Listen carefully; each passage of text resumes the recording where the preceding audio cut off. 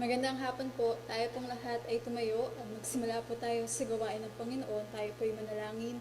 Panginoon, pinupuri ka namin at sinasamba ka namin. Ikaw na dakilang Diyos, makapangyarihan sa lahat.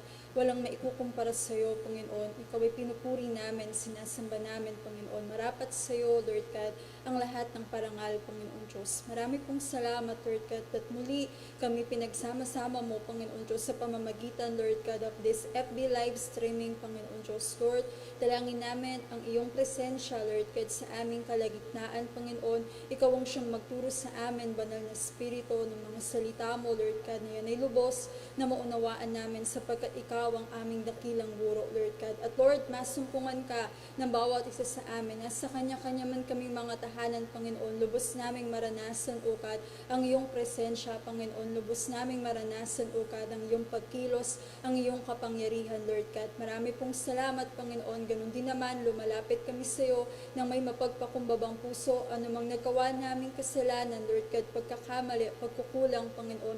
Patawarin mo ang bawat isa sa amin at kami pakalinisin mo, Panginoon Diyos. Sapagkat hangad namin na dumulog sa iyo, Lord God, na ayos ang aming mga puso, Lord God. Hangad namin na patuloy mong pagharian ang aming mga buhay, Panginoon Diyos. Nagpapasalamat kami sa kapahamalaan, sa kapangyarihan na pinagkaloob mo sa amin, Panginoon Diyos, na anumang talian namin dito sa lupa ay tatalian sa kalangitan, anumang aming pakawalan dito sa lupa ay pakakawalan sa kalangitan, Lord God. Aming tinatalian anumang gawa ng Diablo, Lord God, anumang kaguluhan, pagkatakot, kalungkutan, anumang uri ng sakit, Panginoon, O God, anumang kasalanan, yan ay tinatalian namin sa pangalan ng aming Panginoong Jesus, Lord God. Aming pinakakawalan, kaayusan, kapayapaan, kagalakan na nagmumula sa iyo, banal na Espiritu, kagalingan sa lahat ng sakit, pamumuhay sa kabanalan at ang kalooban mo ang mangyari sa aming kalagitnaan sa pangalan ng Panginoong Jesus. Marami pong salamat sa lahat ng ito. Patuloy ka namin itataas at pararangalan. Ito ang aming dalangin sa pangalan ng Panginoong Jesus.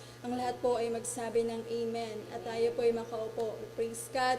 Tuloy-tuloy po tayo sa gawain ng Panginoon despite po nung pabago-bagong panahon nga ngayon medyo maulan. Sabi pa nga sa balita, may paparating na naman daw pong bagyo. Pero tayo mga anak ng Diyos, syempre hindi tayo hindi na move yung faith natin sa mga balita po na hindi maganda, kundi ang nahahalagahan natin or pinangahawakan po natin sa ating mga buhay po ay ang pangako ng ating Panginoon. Sabihin nyo naman po sa katabi nyo, magandang hapon. Even yung mga nasa kanya-kanyang tahanan po, magandang hapon po sa inyo. Tayo po ay nasa Bible study. I believe nag-start na po yung mga classes, yung mga estudyante, maaring mga nasa mga online classes pa sila or gumagawa pa sila ng mga modules, yung mga kapatid na nag-work. Maganda na kahit sa replay, mapanood natin ito, patuloy tayong makasunod po sa kalooban ng Panginoon. Ngayon po ay Bible study.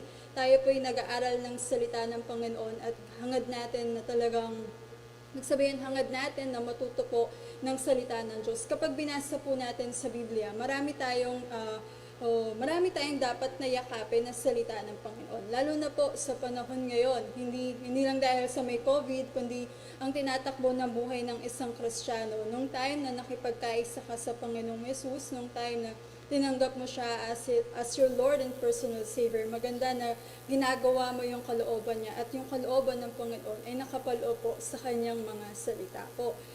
Tayo po'y mag-aaral ngayon ng salita ng Diyos at ang pag-aaralan po natin is seeing God in a difficult season, in a long difficult season po. Basahin ko po muna sa inyo yung awit 13:1-6. Maganda po na sundan po natin yung pagkakabasa nito. Sa English po muna. How long, O Lord, will you forget me forever? How long will you hide your face from me? Verse 2. How long shall I take counsel in my soul, having sorrow in my heart daily?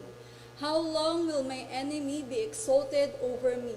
Consider and hear me, O Lord my God, enlighten my eyes, lest I sleep the sleep of death. Verse 4. Lest my enemies say, I have prevailed against him, lest those who trouble me rejoice when I am moved. But I have trusted in your mercy, my heart shall rejoice in your salvation. I will sing to the Lord because He has dealt bountifully with me. Sa Tagalog, hanggang kailan ba, O Yahweh, ang lingkod mo lilimutin? Gaano bang katagal pa magtatago ka sa akin? Gaano ba katagal pa itong hapdi ng damdamin at ang lungkot sa puso kong gabit araw babatahin? Kaaway ko'y hanggang kailan kaya ako aapihin? Tunghayan mo at tugunin, O Yahweh, na aking Diyos. Ibalik mo ang lakas ko't ng hiningay di malagot. Verse 4, ang palalong kaaway ko'y huwag bayaan na maghambog at malugod na sabihing nagapi ko siyang lubos. Lubos akong nananalig sa pag-ibig mong matapat, nagagalak ang puso ko dahil sa iyong pagliligtas. Aawitan kita, Yahweh, aawitan buong galak dahilan sa kabutihang sa akin ay ginawa. Purihin po ang pagkakabasa ng salita ng Panginoon. Gusto po nating umpisahan to sa tanong na, have you ever gone through a time in your life when you ask yourself, where is God? Before nabanggit ko to, na meron akong nakitang book po sa bookstore na nakalagay doon, where is God when it hurts? Diba, na hindi ko siya binili for a reason na parang ang dating sa akin nung title ng book, sinusumbatan niya ang Panginoon na nasan ka ba, Panginoon? Nasasaktan ako, ba't di kita nararanasan? Sa buhay po natin, merong isang tanong maaring ito yung tanong na dapat nating sagutin as Christian. Have you ever gone through a time in your life? May pagkakataon ba sa buhay natin na tinanong po natin yung sarili natin na nasaan ka, Panginoon? Ako before guilty po ako nito, pero unbeliever pa po ako noon. Sa ating mga Christians, hindi natin to dapat yakapin or hindi natin dapat sumbatan ng Panginoon na kung nasa time tayo, na nasasaktan tayo, in pain, in hurt, in troubles, in difficult seasons po, hindi natin, as Christian, hindi natin to dapat sabihin sa Panginoon o hindi natin dapat sumbatan ng ating Panginoon. Pero may isang halimbawa po sa atin sa Biblia at nung nakita nga po natin ay si King David po, seeing God in the long season of difficulty. Have you ever gone through a time in your life when you ask yourself, where is God? Isang pagkakataon sa buhay natin na feeling natin ang layo ng Panginoon sa atin. Feeling natin na God seems so far, far away, na napakalayo ng Panginoon sa bawat isa. We felt dry and empty spiritually. Sa Bible school nga, ang tawag po dun sa mga taong nanghihina daw sila sa kanilang pananampalataya, mga spiritually dry. Pero sa ating mga Christian, walang puwang or hindi natin dapat puntahan po na manamlay tayo sa ating pananampalataya or sa ating ugnayan, pakikipagrelasyon sa Panginoon. May mga pagkakataon that we pray, but God, nakikita natin na parang hindi naman sinasagot yung panalangin ko. We read the Bible, pero parang hindi naman siya nangungusap sa atin. Walang dating sa atin. Maaring siguro, kaya nangyayari na ganon, baka naman nung binasa mo yung Bible, inaantok ka pa. Hindi talaga mangungusap sa'yo. Wala talagang papasok na thoughts or na pagkakaunawa kung ikay inaantok pa habang binabasa ang Biblia. You seek God, but it seems as if He is hiding.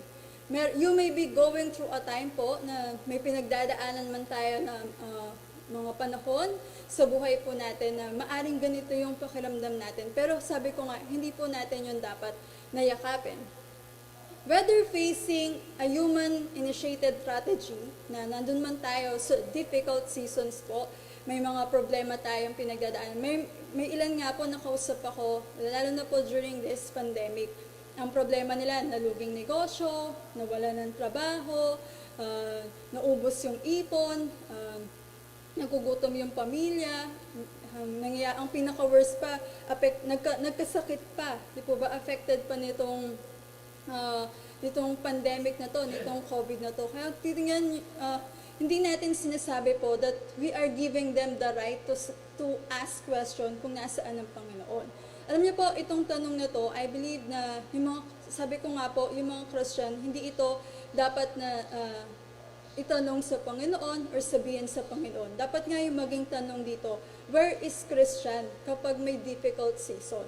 Pero hayaan natin na yung salita po ng Panginoon, yung magpakita sa atin kung nasaan ang ating Panginoon during difficult seasons. Maaring hindi lang para sa atin, kundi para sa mga tao po na na-encounter natin na may mga ganito silang katanungan sa ating Panginoon.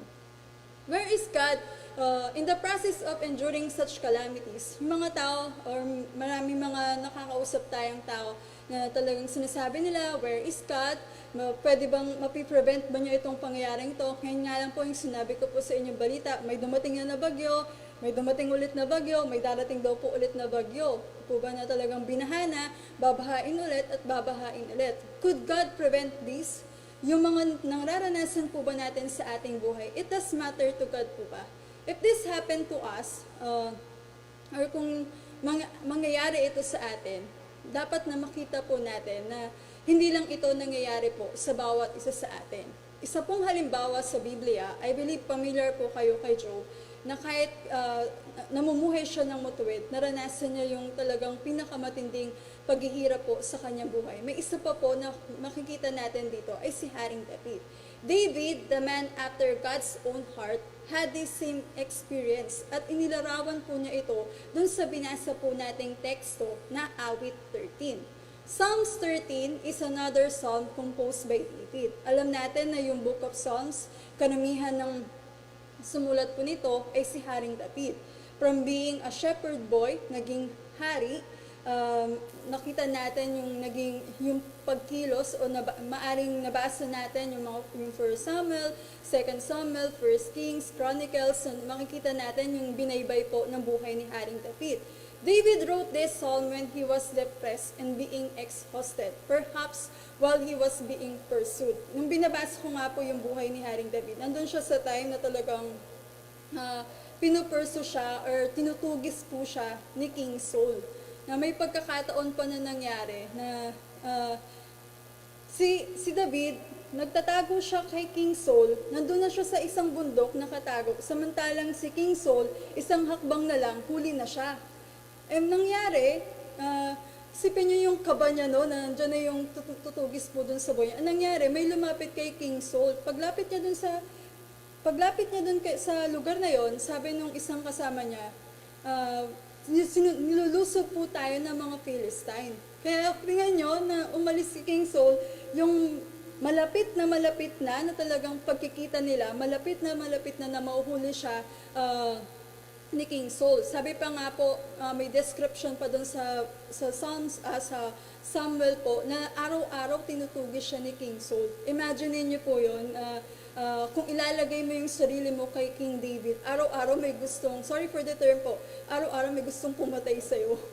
Araw-araw talagang tutugisin ka, hindi ka talaga, sorry ulit for this sir, hindi ka bubuhayin, talagang itutumba ka, talagang buburahin ka sa mundong ito, talagang aalisin ka. Can you just imagine po na araw-araw yung nangyayari? At si Haring David, araw-araw din yung kaba niya. Sabi po sa Biblia yon. May time pa nga na dinalaw siya ni Jonathan at pinalakas ni Jonathan yung loob niya. Kasi talagang kakabog-kabog yung dibdib niya. Parang yung pinapanood natin na cartoons po, kung familiar po kayo doon sa isang pusa tsaka sa isang daga. Yung daga, lagi siyang hinahabol nitong pusa na to. Yung pusa, dahil cartoon siya, sobrang kaba niya, yung puso niya lumalabas-labas na. Tapos nung time na yung nagtatago siya at biglang umalis yung puso niya bumalik at kakaibang relief yung naramdaman niya. Can you just imagine si King David, araw-araw hinahabol siya neto ni King Saul, araw-araw nakahanda yung sword ni King Saul para kitlin yung buhay niya. Tapos nung time na nandun sila sa bundok na yun, sa iisang lugar, malapit na makita siya ni King Saul. Pero may nangyari, may umextra.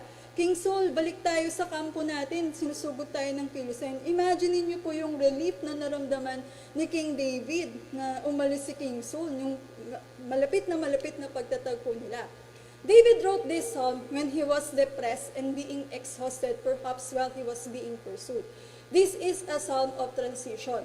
Nung una, inumpisahan po ito, starting in discouragement and despair, David finishes in a place of trust, joy, and encouragement. Kaya pag-aaralan po natin ngayon yung unang mga statement ni King David na kanina sabi ko nga po may mga question na nag-a-arise at kapag mayroong mga difficult seasons, may mga question na nag-a-arise at where is God? Could He prevent this? Mapiprevent ba ito ng Panginoon? Yung mga pinagdadaanan ko ba nagmamatter pa sa Lord? Si David, may mga ganun din siyang tanong sa ating Panginoon. Pero hindi ko po sinasabi na ginawa ni Haring David, gagawin na din po natin. Mamaya po, makikita natin, mas lalo po natin itong mapapag-aralan. He may have been hiding at this time in the cave of Adullam. Alam niyo po ba na si Haring David, naging pinuno siya ng mga katulad po niya na depressed and exhausted. Sabi po sa Biblia, sumama sa kanya yung mga 400 katao. Itong mga taong ito, sila yung mga naapi, mga nabaon sa utang, mga ganun po. Mga hindi po sila nasisihan sa pamamalakad po nung time na yon. In short, itong mga taong ito, mga problemado din. Si King David, namamroblema nga siya kasi hinahabol siya ni King Saul. Yung buhay niya ay at stake. Ibig sabihin, nandun siya sa difficult season. At yung mga kasama niya, ginawa pa siyang leader, mga nasa difficult season din. Kaya, ganun na lang yung, sabi nga sa mga kabataan, ganun na lang yung hugot niya dito. Nung sinulat niya, itong awit 13 po. He may have been hiding at this time in the cave of Adullam, while the Philistines were in the process of hunting them down. Day after day, he found himself in a desperate situation. His trouble with King Saul had gone on year after year, and he was dispirited and discouraged. Pinanghihinaan siya ng loob. He had already been driven to desperate, na may pagkakataon pa nga sa buhay po ni King David na tawag dito, okay na po ba yun, na nagbaliw-baliwan siya? Para lang hindi siya patayin ng isang king po na pinagtaguan niya, na talagang tumutuloy yung laway niya kahit hindi naman siya talaga nasisiraan ng ulo. Po ba na ginawa niya yon para siya makaligtas po. David experienced a long season of difficulty. Hindi lamang po overnight na nangyari na tinugis siya ni King Saul. Hindi lang po overnight na nangyari na hinahunt siya ng mga Philistine. Hindi lang po overnight na nangyari na may mga tao po na gusto siyang pabagsakin. Or hindi lang overnight na nangyari po na siya po yung nahirapan o na-discourage po. Nandun yung pagkamuhi sa kanya ni King Saul, yung pagtugis nito upang patayin siya, at yung pagiging leader niya o captain ng mga naapi, mga baon sa utang, at hindi nasisiyahan sa pamumuno. Difficult seasons give way to rejoicing for those who trust in the Lord. Pero alam natin na si King David, andun po yung pagtitiwala niya sa ating Panginoon. Kaya nandun din yung mga sumunod na verse nito at pag-aaralan po natin sa mga susunod. Andun yung pagsasaya niya, andun yung kagalakan niya, andun yung pagpupuri niya sa ating Panginoon. Difficult season come in all our lives. Sabihin niyo po sa katabi niyo, nararanasan din natin to. Difficult seasons. At sinasabi din po ito ng salita ng Panginoon. I believe lagi natin itong naririnig, John 16:33 po. In this world, we will face many troubles. Kung hindi natin ito nararanasan, mukhang malabo na hindi natin ito maranasan po. Difficult season come in all our lives. For some, they are more intense and carry a longer duration. Nung college po ako, nalungkot ako nung time na yun. Christian naman na po ako noon. Magpapasok po ako nun sa pagpapastor. I believe na talagang ang pinakainiiyak ko nun sa Panginoon is hindi ako makakapagpatuloy ng pag-aaral sa kolehiyo ko. Kasi sa school po namin, bago ka mag-exam, kailangan magbayad ka muna ng tuition mo. So hindi ako ilang beses po during nung college ako na hindi ako nakapag-exam during that time kasi hindi nakabayad ng tuition. Lahat ng kahit nagsulat na ako ng promissory note o mga promissory letter, hindi ako pinayagan na mag-exam po. Nung time na yon, syempre nalulungkot ako kasi glory to God po yung exam na yon, kayo ko naman po siyang sagutin. Pero may pagkakataon lang na hindi ka makapag-take ng exam because of yung financial situation po, hindi mo na-settled yung tuition mo. Pero nakita ko yung pagkilos doon ng Panginoon na hindi man ako nakapag-exam. May mga kasama din ako na mga Christian na hindi nakapag-exam. Naging way yun para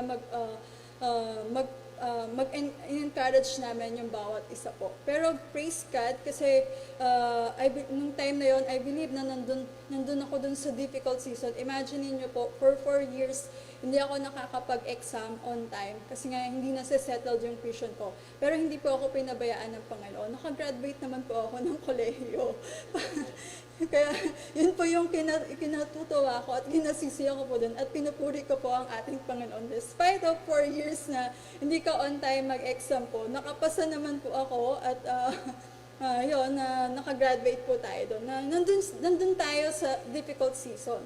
Yung si David, naranasan niya itong difficult season sa buhay po niya. And meron siyang paglalarawan nito dun sa sinulat po niya na Psalm po. Sabi nga, difficult season come in all our lives. For some, they are more intense and carry a longer duration. Maaring yung sa akin, yung pinagdaanan ko during college, para sa inyo po, ano lang naman yan, Pastora, napakaliit na bagay lang naman yan eh. Kayang-kaya ko yan, kayang-kaya kong dalhin yung problema yan eh. Pero meron naman pong problema ninyo o pinagdadaanan ninyo na para sa akin ay napakadali lang. Halimbawa, kung ang pinagdadaanan nyo ngayon ay masakit yung tiyan nyo, sa akin, kakain ko lang yan, itutulog ko lang yan. Madali lang para sa akin masolusyonan. Pero kung titingnan nyo sa akin, na yung pinagdaanan ko, madali lang yan, Pastore. Ibig sabihin, may iba-iba po yung pinagdadaanan natin. Maaring yung para sa inyo, napakasakit, pero para sa akin, napakadali lang yan. Meron naman akong pinagdadaanan na para sa akin ay napakasakit at ito'y difficult season ng mangyayari sa buhay ko. Sa inyo naman po ay napakadali. Ganun din kay Haring David. Imagine po ba na base pa lang dun sa background na sinasabi po natin na yung buhay niya talagang tinutugis po ni King Saul. For some, they are more intense and carry a longer duration. In this text, yung Bible po, o ang salita po ng Panginoon, acknowledges the difficulty in the life of believer.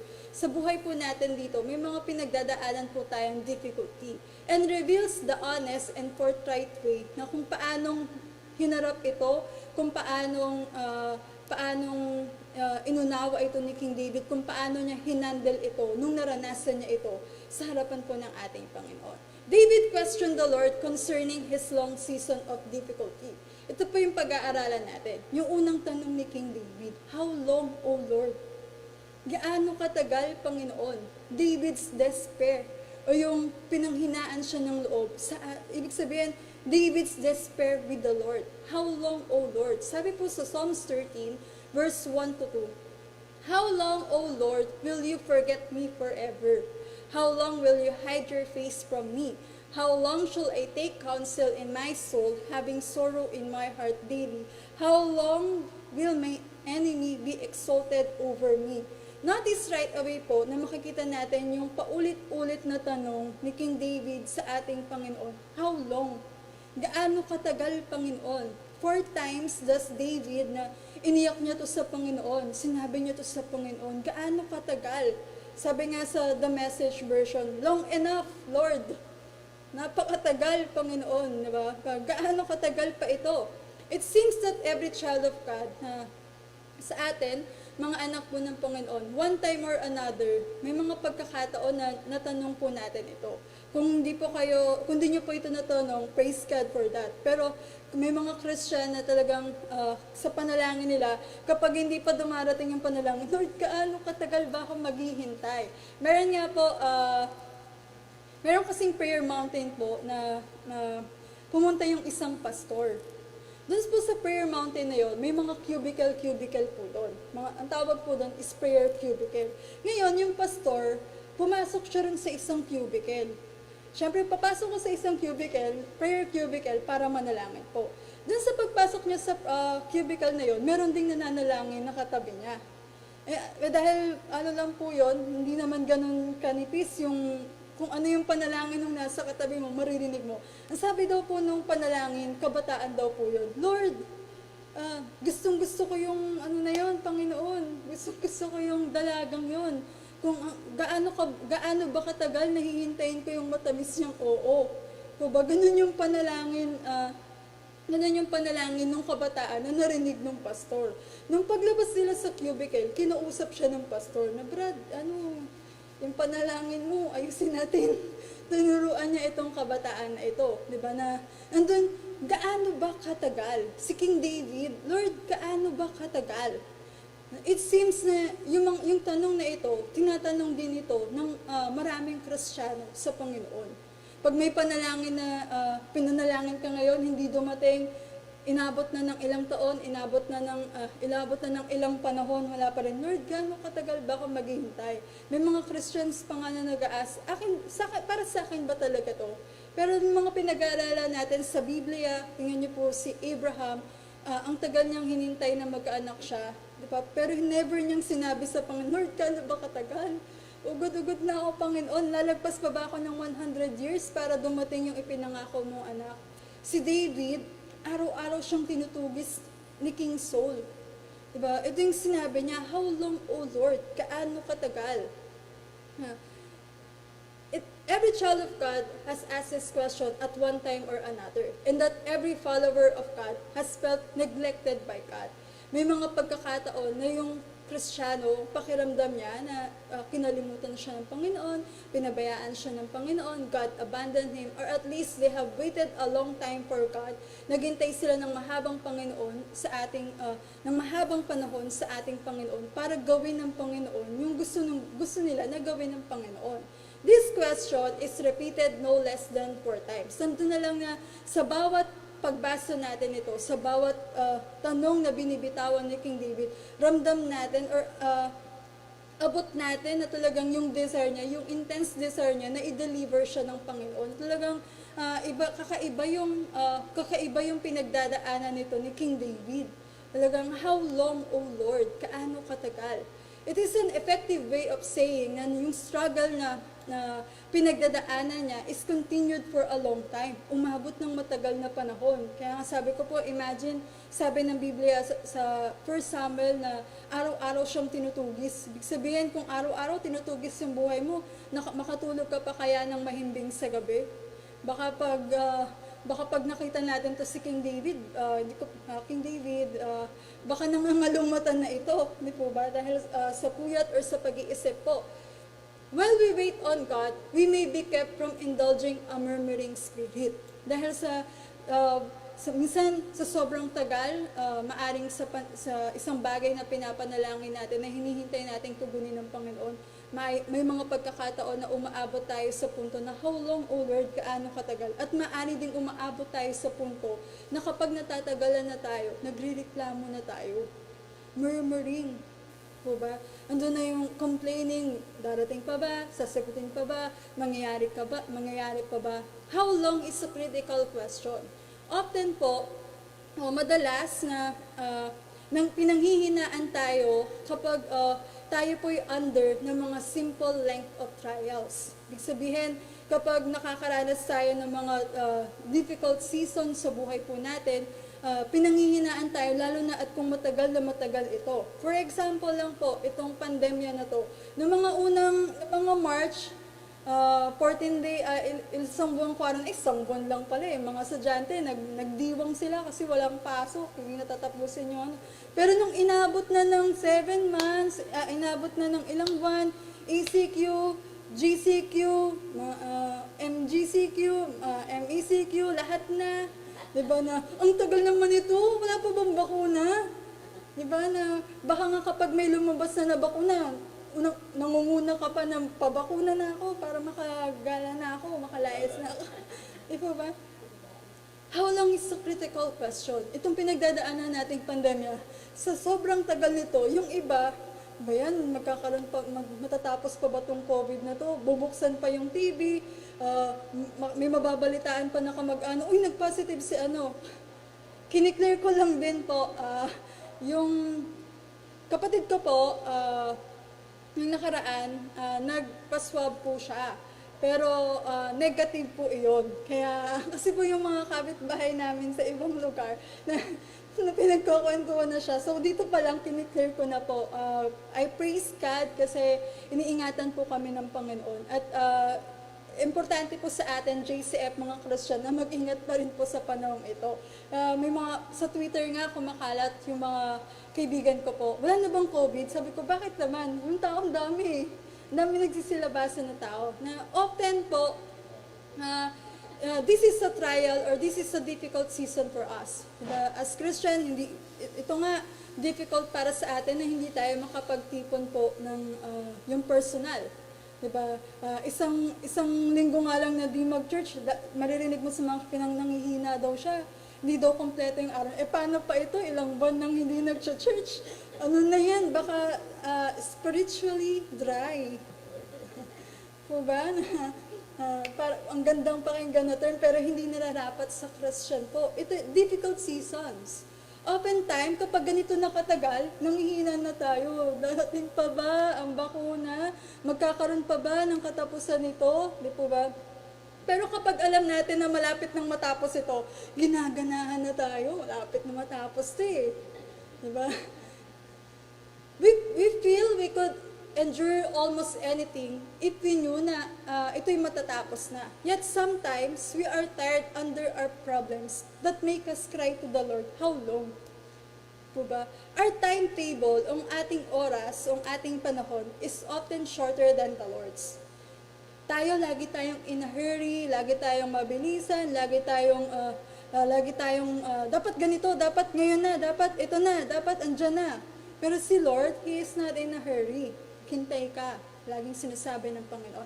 God's timing is not our timing. Sabi po sa Ecclesiastes chapter 3, verse 1, ang lahat na pangyayari sa daigdig ay nagaganap sa panahong itinakda ng Diyos. Hawak ng Panginoon ang panahon. Ecclesiastes 3, verse 11, iniangkop niya ang lahat ng bagay sa kapanahunan. Ang tao'y binigyan niya ng pagnanasang alamin na bukas, ngunit hindi binigyan ng pagkaunawa sa ginawa ng Diyos mula sa pasimula hanggang sa wakas. How long, O Lord? Kaya yung pinagdadaanan ni King David, matagal man po iyon na yun ay sang-ayon sa itinakdang panahon ng ating Panginoon. Ngayon, nandito man tayo sa pandemic, inabot man ito ng ganito katagal po, nandito tayo sa itinakdang panahon ng ating Panginoon. Kaya hindi tayo dapat magtanong sa Panginoon, that how long, O Lord? Kaano katagal ba ito, Panginoon? Pangalawa, natanong po ni King David, will you forget me forever? The pain in David's heart came from a sense that God had forgotten him. Kaya sabi nga po niya doon, di ba, hapdi sa aking damdamin. Ito hindi ko po ito magets. Sabi nila, lalo na yung may mga mag-asawa, na kapag nililimot siya ng kanyang iniibig, nasasaktan ng kanyang damdamin. Tama po ba yun? Mukhang mga single pa tong mga nandito po. Diba? Si David, ganun yung pag-ibig niya sa Panginoon. At alam natin, walang question sa pag-ibig ng Panginoon. Kung si David, o kung ang Panginoon, kinalimutan siya ni David, masasaktan ba ang Panginoon? Pwede nating sabihin na ito anak niya to na diba masasaktan siya lalo na kung si David, kung pakiramdam niya si God kinalimutan na siya, sa tingin niyo po ba magsasaya si King David na kinalimutan na ako ng Panginoon? Diba? Ganun din po sa atin. Si David, tanong niyo sa Lord, will you forget me forever? The pain in David's heart, yung sakit sa puso ni King David, na dahil yun sa kaisipan niya, dahil yun sa pakiramdam niya, na kinalimutan na siya ng Panginoon. At si Lord, God seemed distant to him. Ibig sabihin, God was distancing himself to David. No doubt, David had faced worse circumstances. Kilala natin si David na talagang mandirigma. Diba? Na para mapangasawa niya si Merab, nakipaglaban siya sa mga Philistines. Pero yung nangyari, hindi naman napasa kanya si Merab, kundi napunta sa kanya ay si Michal. Alam natin yung story kung paano niya pinatumba si Goliath, 'di ba? At yung confession pa niya doon bago niya pabagsakin to si Goliath, 'di ba, na ang Lord yung makikipaglaban para sa kanya.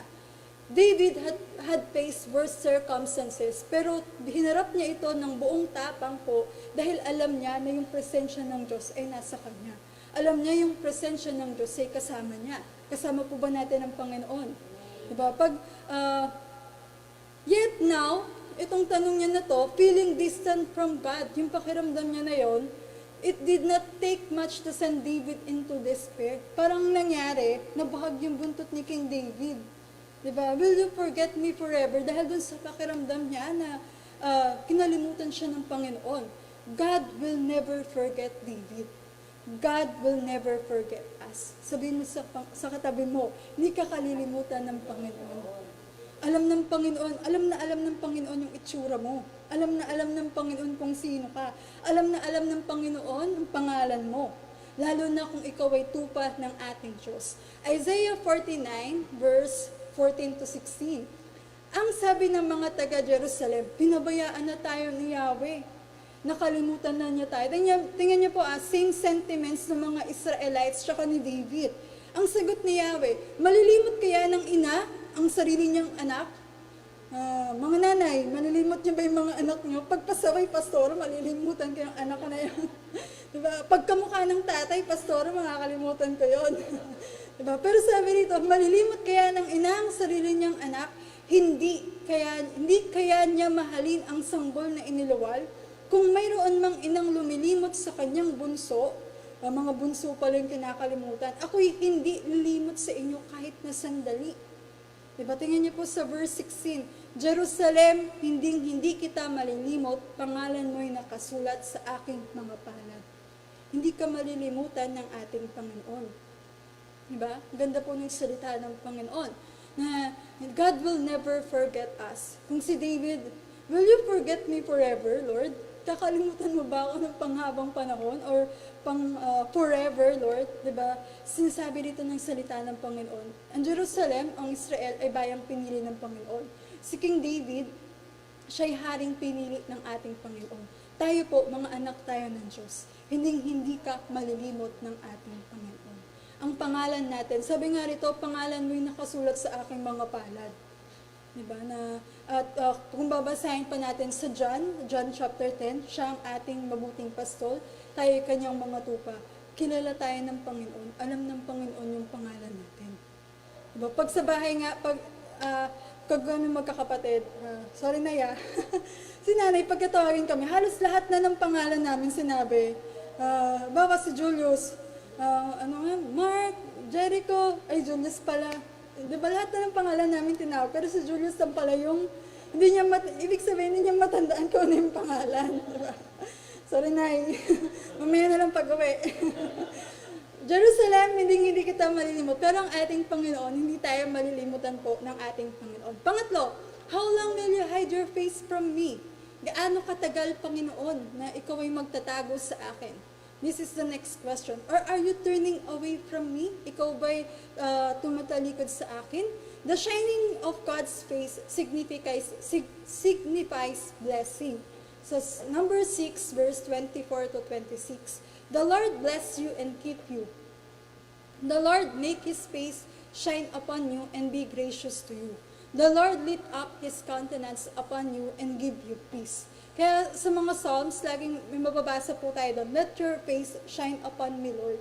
Diba na yung face ng Panginoon signifies blessing or signifies na talagang maranasan niya ang ating Panginoon. Yun yung pakiramdam ni King David na God is hiding His face sa kanya.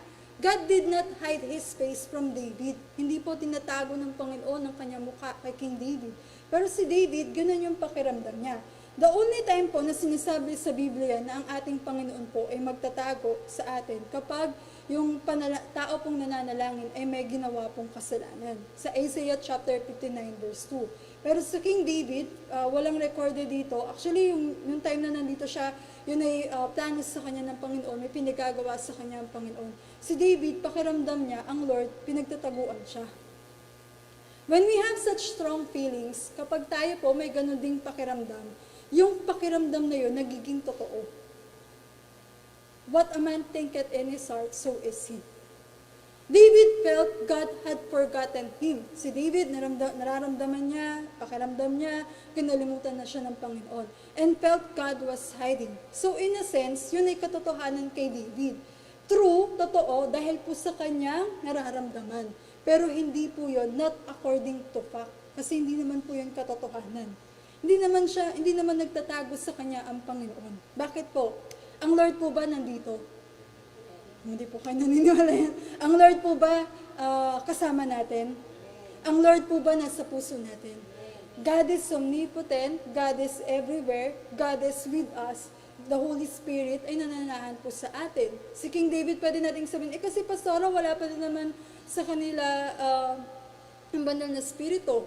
But omnipotent God, omnipresent God, kasama nila ang Panginoon, di ba?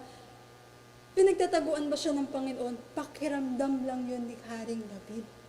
At dahil dun sa pakiramdam niya, nagiging reality yun. Yun talaga yung nararamdaman niya. According sa kanyang pakiramdam. Pero hindi po sa katotohanan. Dahil ang katotohanan, kasama niya ang Diyos. Hindi nagtatago sa kanya ang ating Panginoon. Sabi po sa 2 Timothy chapter 2 verse 13, if we are faithless, He remains faithful. He cannot deny Himself. Hebrews 13:5, for He Himself said, I will never leave you nor forsake you. Kasama po ba ni Haring David ang ating Panginoon? Amen. During our difficult seasons po, never na magtatago sa atin ng Panginoon. Never na i-hide ng Panginoon yung mukha niya sa atin. God is with us po. Pang-apat, how long shall I take counsel in my soul, having sorrow in my heart daily? Sa ibang translation, sabi doon, how long na makikipag-wrestle ako sa kaisipan ko? Makikipag-wrestle with my thoughts. Hanggang kailan daw siya makikipaglaban sa kanyang iniisip? No wonder David was discouraged. Taking counsel in his own soul had led him to sorrow in his heart daily. Kaya nandun yung kalungkutan niya, kalungkutan ng puso niya, sabi nga daily, araw-araw po. Sa Tagalog kasi, gaano pa katagal itong hapdi ng damdamin po. Pero sa ibang version, how long shall I wrestle with my thoughts? Hanggang kailan ako makikipaglaban sa aking kaisipan, yung mga iniisip ko? There are times, or madalas, kapag nasa difficult season tayo, tapos sobrang tagal pa, ang dami nating iniisip po. Kaya lagi noon, nung nasa church pa tayo, parang sobrang tagal na panahon na, lagi nating naririnig bago mag-worship, huwag tayong mag-isip, lalo na kung problema natin. Kasi yung isip natin, ang isip lang natin ngayon, ang sakit ng tiyan ko. Yung pakiramdam mo ngayon, masakit yung tiyan mo. Pag inisip mo ng inisip, yung nasa isip mo, nasa CR ka na, nakaupo ka na sa trono, hindi ka na attend ng gawain, hindi ka na pupunta ng church. Nakuha niyo po, naglalakbay yung kaisipan mo. Ang katotohanan doon, masakit lang naman yung tiyan mo. Diba? Pero yung kaisipan mo, hala baka may bukol na ako sa tiyan, hala baka may ano na ako. Dahil, isip. We wrestle with our thoughts. Masakit lang naman yung tiyan mo. Kaya ganun na lang si David, yung sorrow niya in his heart daily. Maaring pumapasok sa isip, paano kapag nahuli ako ni Saul? Paano kapag, ano kayang gagawin niyang parusa sa akin? Paano niya kaya kikitlin ang aking buhay? Ano kayang gagawin niya sa family ko? Ano kayang gagawin niya dito sa mga kasama ko? Not only is David dealing with the feeling of abandonment toward God, yung feeling na iniwan siya ng Panginoon, but he is also wrestling with his own flood of emotions. Na nadadaig siya nung iniisip niya, nadadaig siya nung kanyang damdamin. He wrestles with his thoughts and has sorrow in his heart every day. Kaya David's despair with himself. David is fighting the negative thoughts that are in his mind. Tayo po, kapag nadi-discourage tayo and nade-depress tayo or nandun man tayo sa mga difficult season, the answer po is not looking in ourselves. Hindi po natin makikita yung sa kaisipan natin, sa iniisip natin, sa solusyon na naiisip natin, na sa tingin natin, ayun po yun ay maganda. But in looking to the Lord, our mind may tell us to give up, to give in, and to tell us things that are not truthful. Kapag may pinagdadaanan tayo, isip tayo ng isip, lalo na kapag, syempre madalas naman po problema, mga difficulties po, dumarating sa time, kapag isip tayo ng isip, darating tayo sa, ay, give up na ako, di ko na to kaya. Ay, ayoko na neto, hindi naman. But that is not truthful po. Sinasabi po sa Biblia, Philippians 4:8-9, mukhang maliit po. Sa wakas mga kapatid, dapat maging laman ng inyong isip ang mga bagay na karapat-dapat at kapuri-puri. Mga bagay na totoo, marangal, matuwid, malinis, kaibig-ibig at kagalang-galang. Isagawa ninyo ang lahat ng inyong natutuhan tinanggap, narinig at nakita sa akin. Kung magkagayon, sa inyo ang Diyos na nagbibigay ng kapayapaan. Diba sabi nga, maging laman ng isip yung mga bagay na karapat-dapat, kapuri-puri mga bagay na totoo. Diba? Kaya si David, dahil dun sa pakikipag-wrestle niya sa thoughts niya, nagkakaroon siya na talagang nalulungkot siya. Diba? Nakakapag-isip siya, katulad po ng mga confession niya na, Lord, how long will you hide your face from me? Diba? Mga ganong thoughts na hindi naman po totoo. Many times, kapag confronted tayo ng mga problema po, ito po yung katotohanan na dapat natin yakapin. The more na iniisip po natin yung problema natin, the more na malulungkot tayo. Nakuha niyo po yun? Pero the more na kapag pinapanalangin po natin yung ating mga problema, nakasusumpong tayo ng kapayapaan po sa ating Panginoon. Ano po yung dapat natin gawin? Isipin natin yung problema natin or idulog natin ito sa ating Panginoon. And dapat idulog po natin ito sa ating Panginoon at magkakaroon po tayo ng kapayapaan. Thinking about our troubles is hard work. Troubles or difficult season in our lives is like a pill. Nakainom na po ba kayo ng gamot? Ano pong lasa? Yung mga tabletas po, hindi po pinagbabawal na gamot bawal po yun. Yung mga tabletas na mapapait. Tama po ba? May matamis naman na gamot pero kadalasan puro mapapait po. Yung mahirap lunukin pa, yung sumasabit-sabit pa dito, yung pag kinagat mo, nagbo-burst dun sa bibig mo yung pait. Diba? Trouble is like often a pill God just want us to swallow. Yung trouble, para siyang katulad po ng tabletas na yun, na dapat lang nating lunukin. Pero ang ginagawa po natin, kapag iniisip natin to, ginagawa nating bubble gum. Kagat-kagatin ko nga itong troubles na to. Nangyari, we make it worse by keeping it in our mouths and chewing it. Sarap po ba kapag ninuya-nguya niyo yung mapait na gamot? Pero kapag nalunok mo siya, isang inuman, bumaraman siya dito, isang inuman lang ng tubig, tapos na. Pero kapag kinagat-kagat mo pa siya, ramdam mo, kahit may mga, before nga, kakain ka pa ng asukal para lang matanggal yung pait Ganon din po yung trouble, ganon din po yung problems. The more na iniisip natin yan, it makes worse. Pero the more na you are living one day at a time, nandun ka sa kalooban ng Panginoon, ginagawa mo yung kalooban ng Panginoon, napapadali yung mga bagay na pinapahirapan natin, yung sarili po natin. Panglima po, how long will my enemies be exalted over me? Hanggang kailan o gaano katagal, Panginoon, na yung aking mga kaaway ay mananagumpay sa akin? This mentions the third way, David was depressed because of his enemies. David didn't want to lose in any area. Diba? Si David, ayaw niya na talagang siya'y matalo. Diba? Kaya nga, kung babaybayin natin yung mga pakikipaglaban niya, puro victory, puro tagumpay. Hindi dahil sa malakas siya, magaling siya. It's because of the Lord. Pero he was attacked and see his enemy exalted. This is the time that sabi niya, how long will my enemy be exalted over me? My enemies are in my face. Yung in-example ko nga lang po kanina, yung encounter niya kay King Saul, na muntik-muntika na siya talagang mahuli ni King Saul. Mabuti na lang merong isang kasama si King Saul na pinigilan yung pang-aabot po nila. The laughter and taunting of our enemies make the grief and pain more intense. Diba yung mga kaaway na ikinasisiya pa yung maaring pagbagsak niya or maaring yung ikapapahamak niya, yun ay nagdadagdag po ng kanyang grief and pain. Simply their looks of these days, as we languish, are hard to bear, na napakabigat o hindi siya madala. Before po, naalala ko pa po ito, nung grade 6 po ako, graduation na po, malapit na po yung graduation nun. Yung teacher ko po, inutusan po ako na magsole ng booklet dun sa advisor ko. Yung booklet po na yon, yung parang buksan po na maliit. So kasi noon mga grade 6 kami, mga ano po siya, mga text. Yung kalahati po noon, yung kalahati noon, puro mga wholesome. Yung kalahati po noon, puro mga green jokes. Ngayon, naglalakad po ako, nilagay ko siya doon sa uniform ko, sa may palda po. Nakasuksok siya. Dahil libro siya, so kitang-kita pa rin po. Ngayon, pagdaan ko, nakita ko ng advisor ko. kinuha niya ngayon sa akin yung libro. Time po na yon, nakapila po kami para sa practice ng graduation.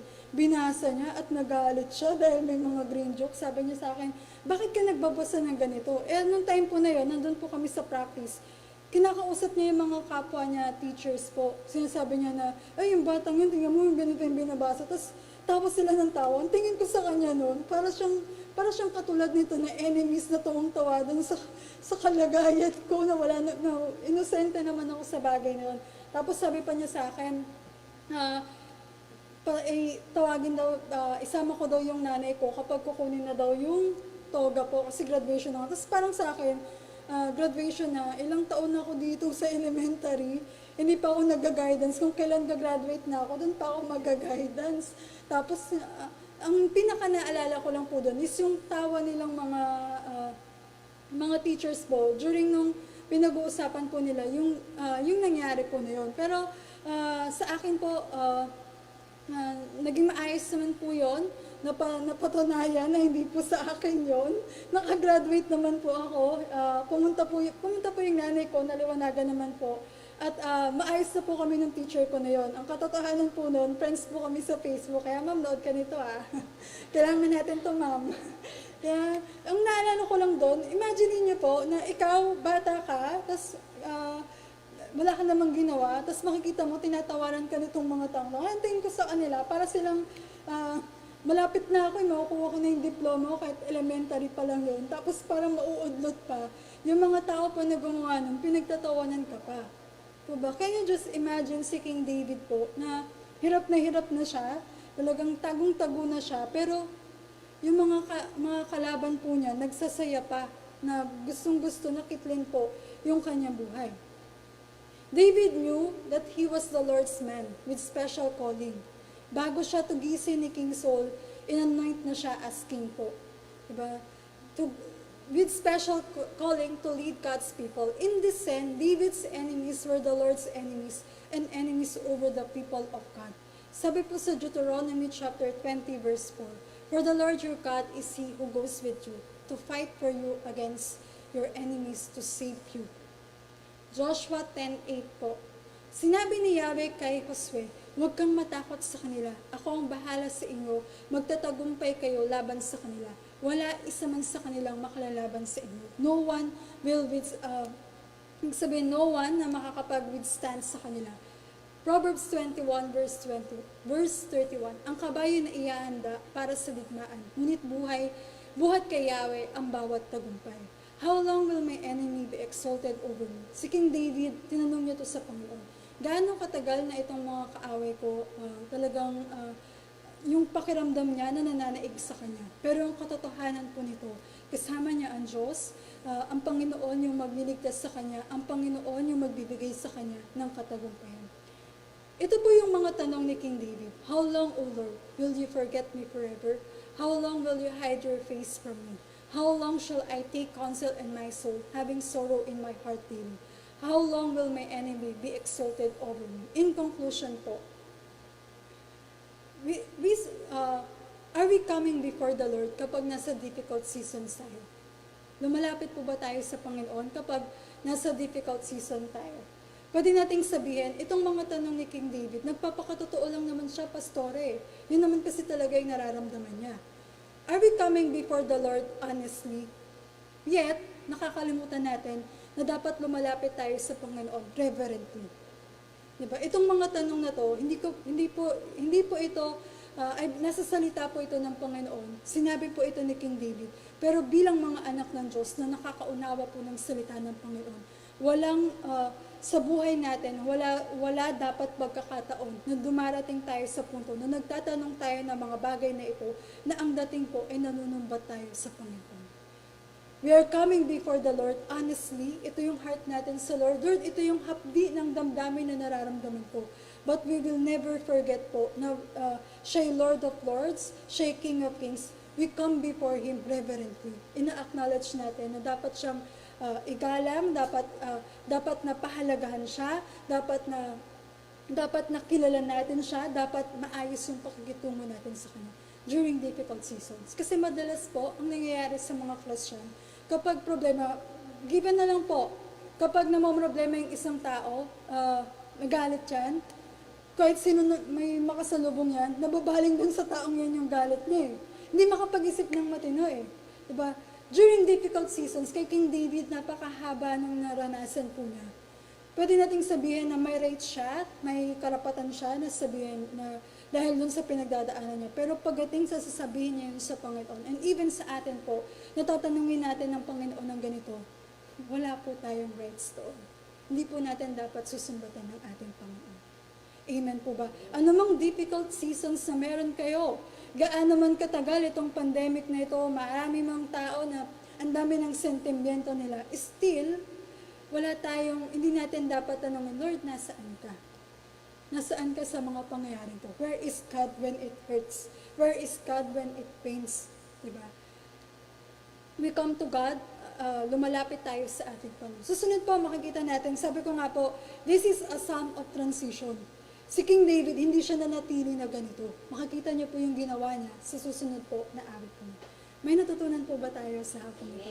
Amen. Tayo pong lahat ay tumayo at tayo po ay manalangin sa ating Panginoon. Panginoon, pinupuri ka namin at sinasamba ka namin, Panginoon Diyos. Napakabuti mo sa amin, Lord God. Tunay na ikaw, Lord God, ang siyang nararanasan namin sa buhay na ito, Lord God. At nagpapasalamat kami, Panginoon, sa mga salita mo, Lord God, dahil yan ay tunay na pinapaunawa mo sa amin, Lord God. Lord, ipinakita mo sa amin, O Diyos, ang buhay ni King David, Lord God. Ng Lord, ng time, O God, na siya'y discouraged, Panginoon Diyos. Siya'y depressed, Lord God. Na Lord, ang mga tanong niya, Panginoon Diyos, O God. But Lord, pinakita mo sa amin, O God, na humaharap man kami, Panginoon, in a long, difficult season, Lord God. Lord, hindi magbago ang puso namin sa iyo, Lord God. But we come to you, Panginoon Diyos, honestly, Lord God, with reverence, Panginoon, acknowledging who you are, Panginoon Diyos. Despite, Lord God, anumang nararanasan namin, Panginoon, ikaw ay Diyos, Lord God, na pinagtitiwalaan ng bawat isa sa amin. Marami pong salamat, Lord God, sa hapon pong ito, Panginoon Diyos. Ganun din, Lord, nadalangin namin na maisabuhay namin, Panginoon, ang bawat salita mo na natututunan namin, Panginoon, sa pang-araw-araw, Lord God. Dalangin ko ang mga kapatiran, Panginoon, O God, nasan man sila ngayon, Panginoon, ang pagpapala ay ibuhos mo sa kanila, Lord God, during this time of pandemic, Panginoon, in famine man, Lord God, or anumang bagay, Panginoon. But we believe, Lord God, favorable ang mga anak mo, Lord God, your blessing, Lord God, will overflow, Panginoon Diyos, sa iyong mga anak, sa kanilang trabaho, negosyo, sa mga nag-aaral, Panginoon Diyos. Ganun din, pinapanalangin namin, Lord God, sino mang nakararanas ng sakit sa mga panahong ito, Lord God, ang kagalingan, ang siyang ipagkakaloob mo sa kanila, Lord God, sa pangalan ng Panginoong Jesus, Lord God. And Lord, our prayer, Panginoon Diyos, na matapos na, Lord God, ang pandemyang ito, Panginoon Diyos, Lord, makabalik kami, Panginoon, makapanumbalik kami, Lord God, sa normal naming mga ginagawa, Lord God, Lord, sa pagpunta namin sa mga church, Lord God, Lord, pagpunta namin, pagtitipon-tipon namin, pagsasama-sama namin, Panginoon, at naniniwala kami, Lord God, na ito'y makikita namin at patuloy na mapapangyari ang iyong kalooban, Lord God. Marami pong salamat, Ama, sa lahat ng ito, sa mga pagpapala mo, sa presensya mo, Panginoon. Ikaw ang siyang patuloy na maitatanghal sa buhay ng bawat isa sa amin. Ikaw din naman ang mag-iingat sa amin, O God, sa lahat ng pagkakataon. Pinupuri ka namin, sinasamba ka namin. Ito ang aming dalangin sa pangalan ng Panginoong Jesus. Amen. Sige po, palakpakan natin ng Panginoon. God bless po sa inyo. Magkita po tayo sa mga susunod na gawain. At mag-invite po tayo ng mga kakilala po natin, kaibigan po natin, na manood po of this FB live stream. Ito po ay kaparaanan sa atin na makapag-share po ng gospel. Keep safe po. God bless. Friday, magkita po tayo sa Friday and Sunday po. Worship, tsaka power of the Holy Spirit po. Amen. Praise God po. God bless.